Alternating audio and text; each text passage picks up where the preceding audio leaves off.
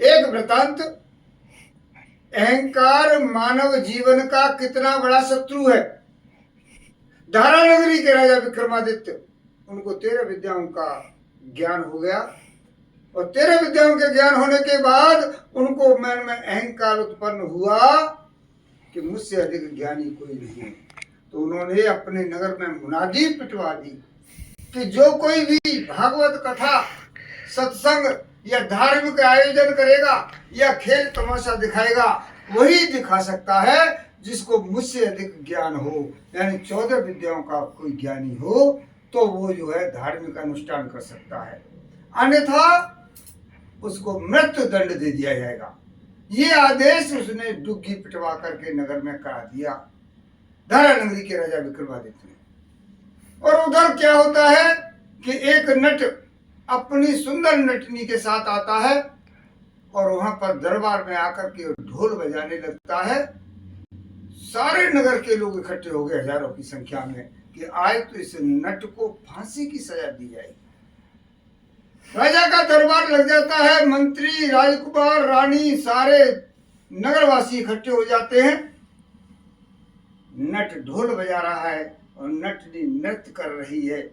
तब तक मंत्री बोला, अरे ओ नट, सुना नहीं तूने राजवाणी, सुने नहीं तूने बोल रे, और काहे को नटवा तूने बजा दिया ढोल रे।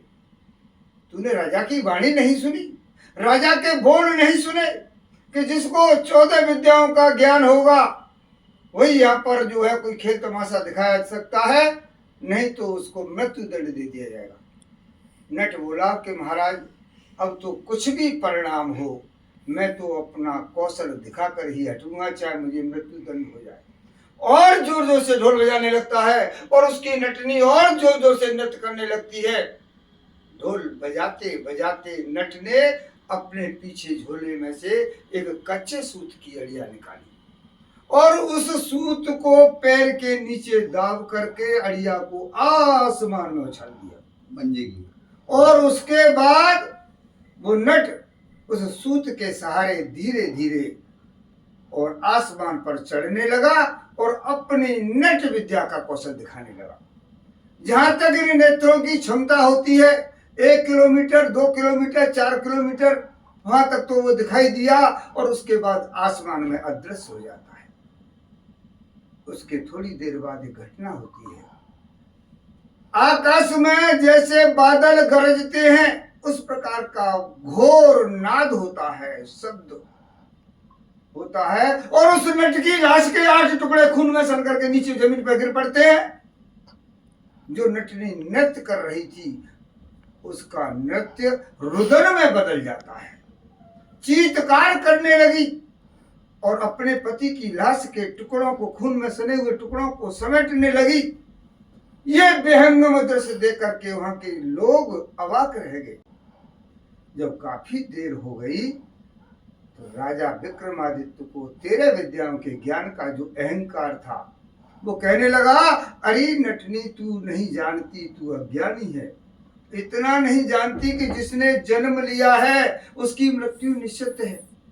नटनी बोली कि महाराज इतना तो मैं क्या, सारा संसार जानता है कि जिसने जन्म लिया उसकी मृत्यु निश्चित है, लेकिन महाराज प्रेम एक प्रबल होता है, उस प्रबल प्रेम के कारण दुख तो उत्पन्न होता ही है। और राजा कहने लगे कि नटनी अब तू ये बता, ज्यादा समय व्यर्थ मत कर, ये बता तेरी अंतिम इच्छा क्या है।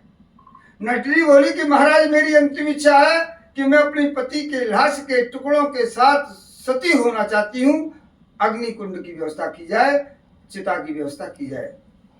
राजा ने आज्ञा दी और चिता तैयार की गई और नटनी अपने पति के लाश के टुकड़ों को जोड़कर चिता पर रख करके बैठ जाती है। चिता को अग्नि दे दी जाती है और चिता धू धू करके जल जाती है।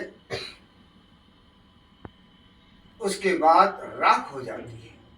फिर क्या होता है? फिर क्या होता है कि आकाश से धीरे धीरे वो नट सूत के सहारे से नीचे उतरता है कि महाराज की जय हो, अन्नदाता की जय हो, महाराज की जय हो, अन्नदाता की जय हो। नीचे आकर के देखता है, सारा समाज स्तब्ध रह गया कि ये क्या तमाशा है। चारों तरफ देखता है, निगाह करता है, ऊपर नीचे दसों दिशाओं की तरफ, और अपनी धर्म पत्नी दिखाई नहीं देती। तो राजा की तरफ मुखातिब होकर के कहता है कि राजन, मेरी धर्म पत्नी कहाँ है? राजा ने सारी घटना शुरू से लेकर के, और वो चिता की राख जो ठंडी हो गई थी जल करके, उधर इशारा किया कि तेरी लाश के टुकड़े ऐसे ऐसे ऊपर से आए थे और चिता में जल करके भस्म हो गई। नट बोला, नहीं महाराज, तुम झूठ बोलते हो, तुम्हारे मन में खोट आ गया है। मेरी धर्म पत्नी अत्यंत रूपवती थी और तुमने उसको महलों में छुपा करके रखा है। महाराज, मेरी धर्म पत्नी मरी नहीं। राजा बोला, झूठ? तो महाराज, अगर मैं झूठ बोलता हूं तो मुझे इजाजत दो आपके महलों से उसे ढूंढ करके लाने की। राजा ने समाज के सामने कहा कि तुमको इजाजत है, और वो नट जाता है महल के दरवाजे के सामने जाकर के 3 आवाजें लगाता है, और तीसरी आवाज पर वो नटनी नृत्य करती हुई अंदर से बाहर आती है। महाराज की जय हो, अन्नदाता की जय हो, महाराज की जय हो, अन्नदाता की जय हो। सारा समाज देख करके दंग रह गया।